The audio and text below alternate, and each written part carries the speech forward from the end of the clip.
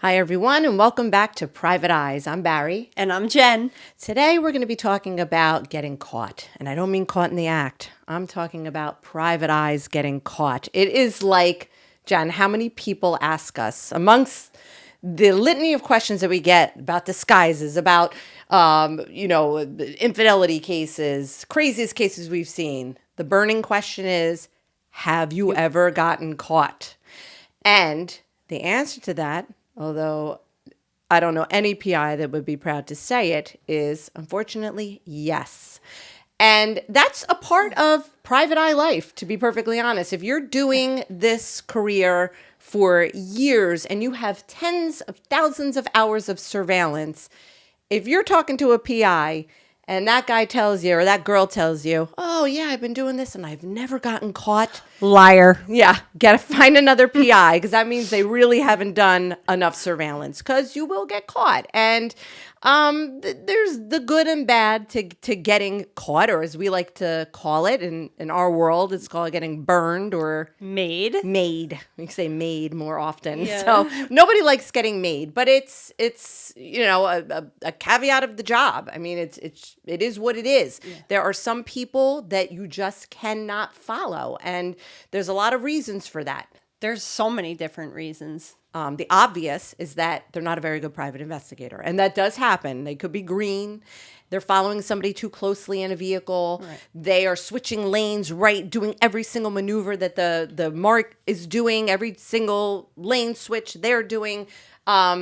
So, those are the obvious, along with what else? Sometimes they'll hang their camera out the window. I've had somebody do that. Like a no-no. And that's what you see in the movies. Right. That is not what private investigators do. We right. do not use a long camera lens hanging out the window. Right. Every picture, every time you Google like an image of a private investigator, you see that one photo with the long lens, So no, that's a big no-no. Even a blinking red light in the dark of night could be a dead giveaway. So you got to wrap your shit up. You got to make sure everything is tucked away and you are practically invisible. Right. Otherwise you are going to get made. Plus you also have to be, when you're in your surveillance vehicle, you have to be very steady, because if you're moving around a lot too, the movement of the car, any little thing could really like trigger someone to be like, what is that car doing? Why is that car moving? There's no one there. Right. Why is exactly. And you bring up a good point, and someone who's going to spot something like that is like super observant. Right. And that leads me to the reasons why a very good private investigator could get made. And that's because there are some people that are so hyper vigilant, they cannot be followed. They cannot be surveilled. And that happens for a couple of reasons. The number one reason in my experience has been there are people that have been watched before, whether, just for another matter, whether they were in trouble with the law, they're doing some other shady business besides what you may be investigating them for. And they know what to look for, or their attorney has coached them on counter surveillance techniques because they expect and they're anticipating surveillance to be done on them. It takes a lot of practice. I would say months of practice of doing mobile surveillance to be good enough not to get made. Yeah, and it is the practice, and it's how close you're following. It's especially when you're green, you're getting those nervous jitters and you don't want to lose them. Right. So, you don't want to have to call your boss and say, I lost them. So you're staying on them. And you're so focused on following them and getting them to the next location that you're not paying attention to, mimicking every move they're making, or, following too closely. Right. Or you're not paying attention to the cues that someone's doing counter surveillance, like making too many left-hand turns in a row or driving around their neighborhood in a circle. Before they pick up on it, it's too late. Yeah, and you got to pick up on those things, because sometimes the littlest thing that you pick up on, then you just make a little correction to it. You back up, or you turn maybe down a different street real quick.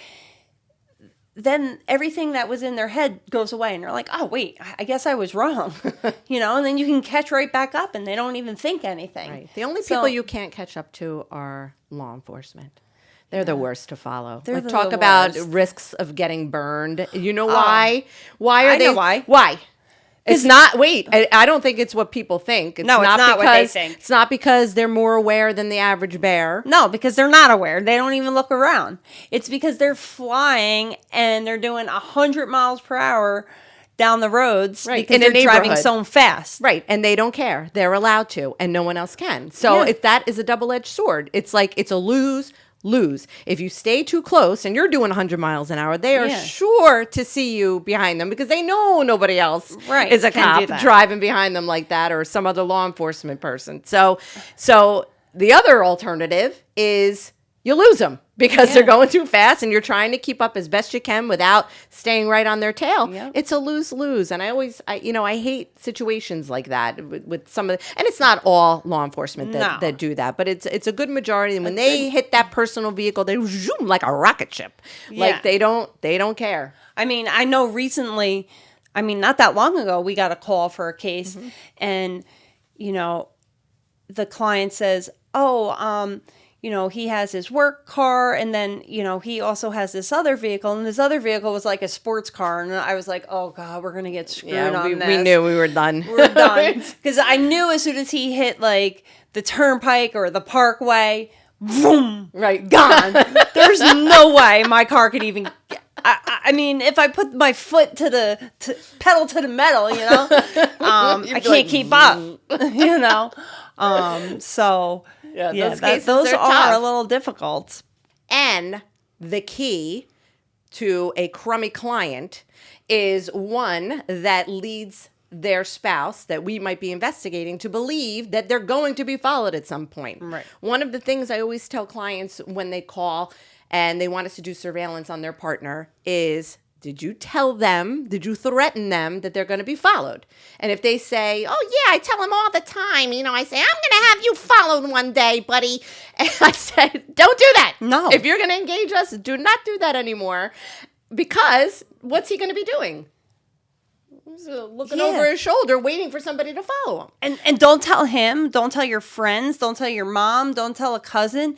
It's just too juicy. Yeah, it's like a juicy detail. You never know. Like, hey, I got to tell you a secret. Guess what Mary's doing?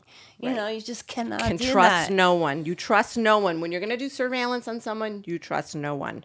Don't tell a soul but you, your lawyer, and your private investigator. That's it. Yeah, even the top private investigators are caught. If you're doing your job right, you will get caught. Right, there will be a point. And we've been pretty lucky. I've been doing this 20 years. I can count on my hand how many times I've gotten made. And I'll tell you why I know that, because it's memorable. Like, when it happens. And sometimes your subject will confront you. Sometimes they play coy. But most often they will do something to tip you off. And we're pretty trained because we do a lot of surveillance and a lot of mobile surveillance. We pretty much know what to look for when we think or action somebody might take to lead us to believe that someone is aware of surveillance. Yeah, you could be following them and then they start making these weird turns. They start driving in circles. They're looking behind them. And what do you do when that happens? Then you just back up, right? Yeah, you back off. You back off, you back up. Give them some space, see what happens, Right, back up, reassess, and maybe re-strategize with your client because that's someone that you're not going to be able to follow. And by the way, Jen, getting caught is not always a bad thing. It's bad in the moment when it happens. But it's not always a bad thing because that makes me think that maybe our client hasn't been truthful with us, because nobody should know out the gate that they're being followed. Nobody, unless something has happened. So what that is going to do is, if you were to call me and say, Barry, I got a sense this guy knows that, I'm following him, I'm going to say, back off the job. I'm going to call my client and say, what's been going down? Is there something that you need to tell me? Right.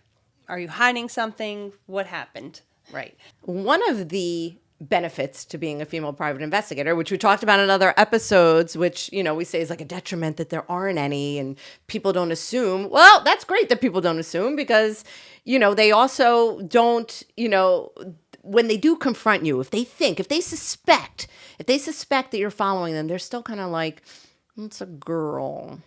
Maybe I'm off. Maybe I'm paranoid. I don't know. So I've had somebody like approach my vehicle and they'll say like, are you following me?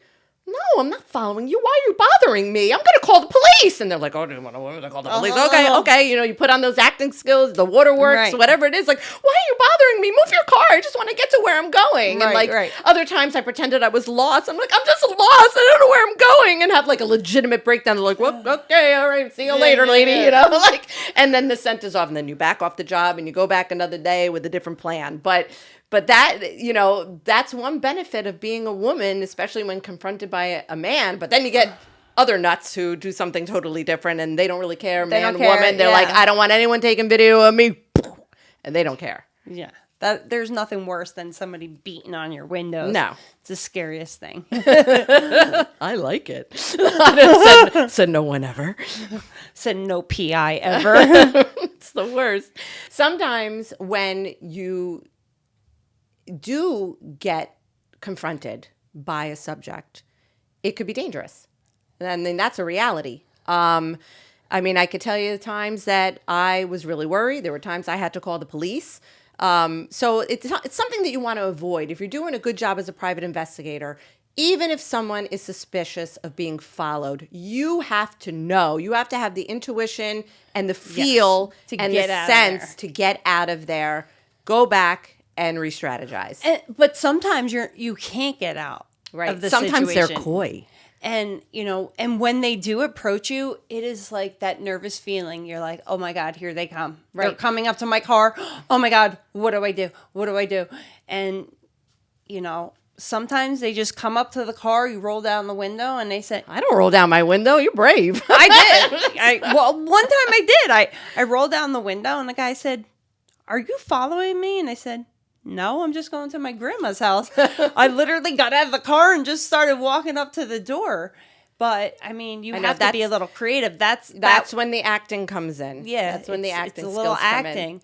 but it's nerve-wracking. Yeah. When it happens. Yes, and I know you've had some pretty traumatic experiences. Well, really, thankfully, not many, but one that I think that you might want to share. Yeah, I had one case. It was very memorable and scary and kind of dangerous. I could have got hurt. I was following this woman. And this was a two-person job because they were already aware of surveillance and we kept going. Right. So now we're here and we have two people on the job and, you know, she leaves and I start following her and we get caught at a stop sign and then all of a sudden this man comes out and he starts like running up to my car. And then I realized by looking out the window, oh my God, this is my subject's husband. You know, and he comes up to my car and he's screaming. And then he starts not knocking on my window. I mean, punching it, banging on it. And I was stuck. There was traffic. I didn't know what to do. Luckily, the person behind me was our other investigator who was filming the whole thing. So at that point, I was able to finally find a way out. And I drove as fast as I could. I said, I got to hide because now this guy is like literally following me. He was on the hunt for you. Yeah, he was like, in pursuit. Yeah, he was. He wanted me. He wanted to kill me. He wanted me. So I found a shopping center and I drove towards the end. And I was like, all right, I'll just hide in the back of the shopping center. But before you knew it, by the time I turned my car around, I seen him coming full speed in his pickup truck. And he was coming straight, head to head with my car. Like chicken. Yeah, I'm like, oh my God, he's going to hit me. He's going to hit me. Where do I go? There was a car to my left, and there was just a little room next to him, and then there was the shopping center. And the shopping center basically had the little sidewalk and the curb. Half the car was driving on it, so I was like doing a little Dukes of Hazzard move, driving like full speed, halfway going this way, and I got out of there. I was shaking. I was shaking. I'm like, I don't even know. I can't even believe this. I believe you didn't work for a few days after that. I didn't. I remember. Yeah. I mean, I went down the road. I finally lost him. I hid behind some other building after I was like speeding down the road. I said, I don't care if a cop pulls me over. He'll help me at this point. And I was like, someone's chasing me. And the other investigator said, I think you're good now. I don't see him. So finally, I got out of the car. Our investigator got out of the car. I calmed down. My heart's racing.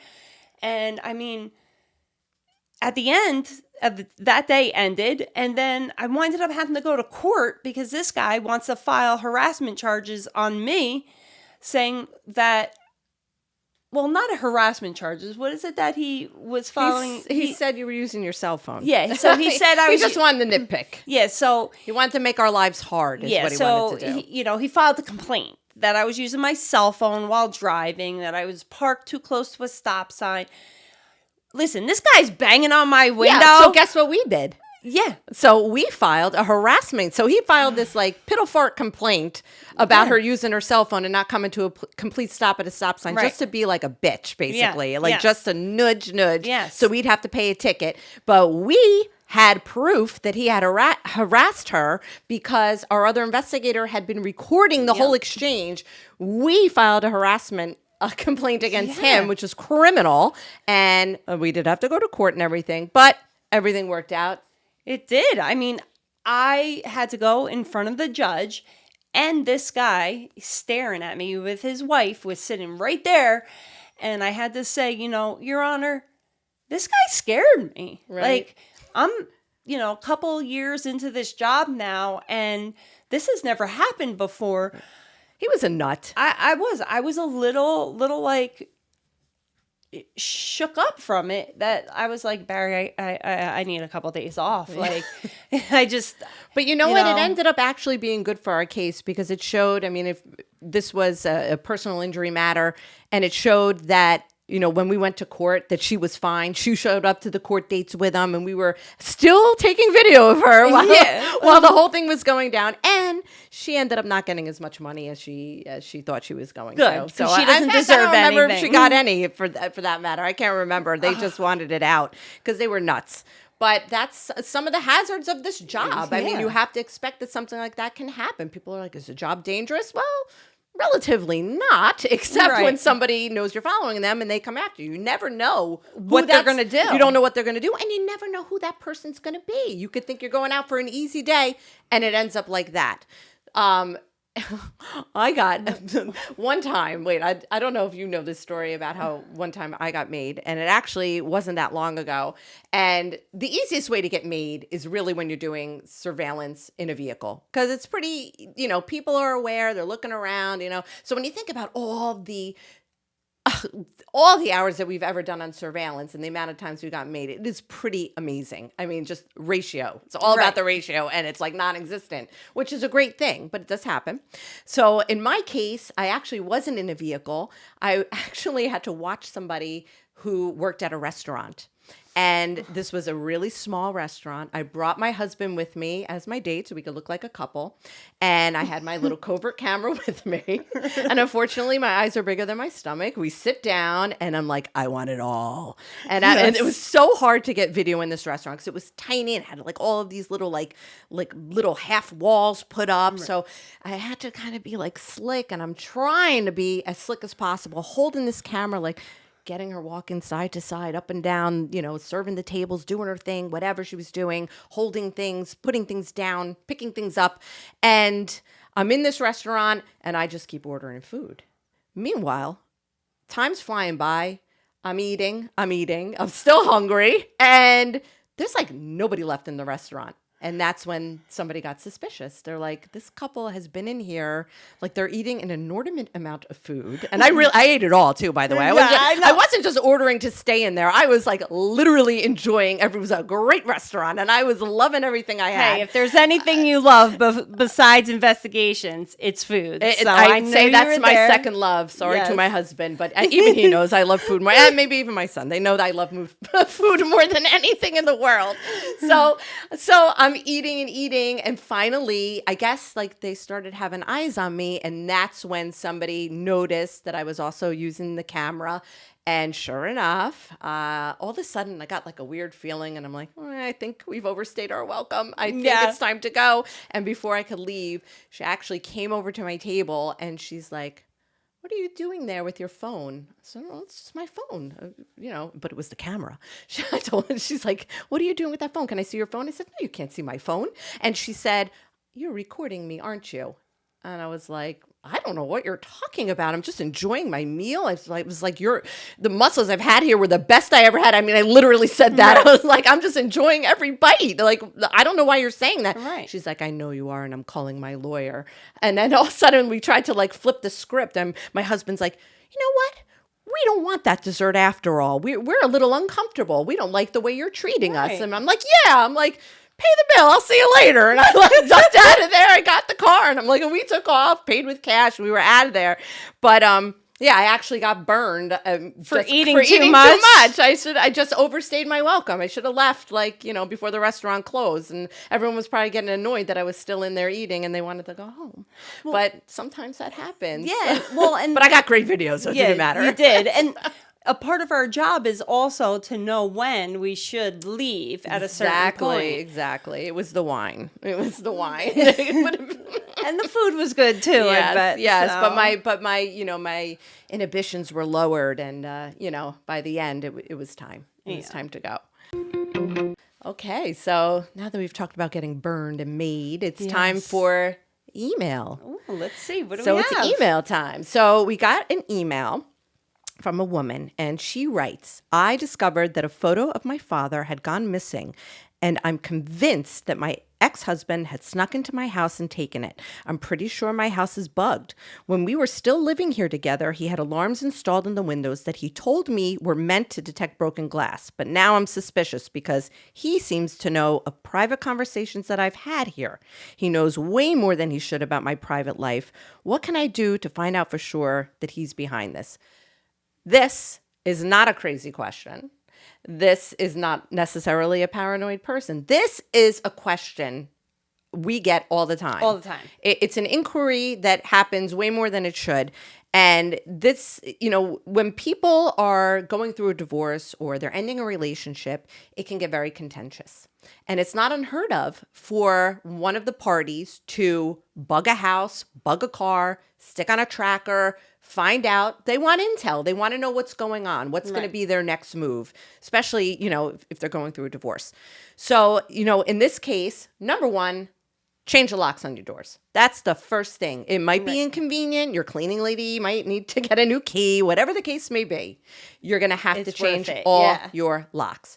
So after that, first off, if you think for a minute that your house is bugged, you don't want to have any conversations in any area that that person might have touched or come into contact with.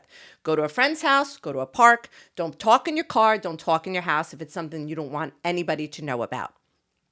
Once you do that, then I would recommend that somebody come in and sweep your house. Right. You can, if you really suspect that that's what's happening, if the details that they know about you are that succinct that nobody could know, then call a professional. You can call a private investigator. They can arrange to have your house swept. Right. There's equipment you can buy online. It's not the greatest. That's not real high tech. You want a serious sweep, so you got to go to a professional who knows how to do that, and they have the right equipment to do it. Same with your car. I mean, it's very easy nowadays for someone, if they still had access to your car while you were still living together, going through a divorce or a messy breakup, it's not a big deal to drop an air tag even into the pocket, the magazine pocket on the back of the seat. Stick it in a seat. You'd never know it was there. And they can just, one day of tracking can be a lot of information on answers. You. Right. So you also want to have your car swept. Also easy, if you park your car in your driveway, they could put a GPS tracker on your car. You're friends with a mechanic, had him throw it on a lift, see what's going on there. Check the wheel wells, check all the metal underneath the car frame. Again, something that can be swept by a professional, and I absolutely recommend it. Another thing in terms of being secure and locked up, emails. When we get a client that calls in and they're suspicious about somebody having access to information and they want to retain us, first of all, get a new phone. iClouds may still be connected. Right. Get rid of it all. Shut it all down. Even if it's inconvenient, it'll save you a lot of headache. And get a new email address if you can. Set up an email account. If there's been a community computer in your household, make sure those passwords are changed. All of that. You want to lock everything up tight. And then at that point, if there's still something going on where you think they're still listening or know about your whereabouts, they could certainly have hired an investigator to follow you to find out what you're doing and where you're going. So that's where we can come in and kind of have eyes on them, have eyes on you, and figure everything out if he's the one that's behind it. But that should stop it all. If you hire somebody and they come and they sweep your house and they find cameras that were in any areas where you expect to have privacy, like in the bedroom or the bathroom, I mean, you have yourself a case here. That's right. They're in trouble. You take all that info and put everything together, and they're in big trouble for doing that. Right. That is against the law. When we do it in public spaces where there is no expectation to privacy, it's fine. It's legal. But as soon as you encroach in areas where there is that expectation, that is against federal wiretapping laws, whether it's a camera or some voice recording device where they're not a party to it, they're in trouble. They're in trouble. You got yourself a case. Case closed, and that's a wrap. Well, listen, we want to hear from you. So keep sending those emails at theprivateeyes@gmail.com. See ya.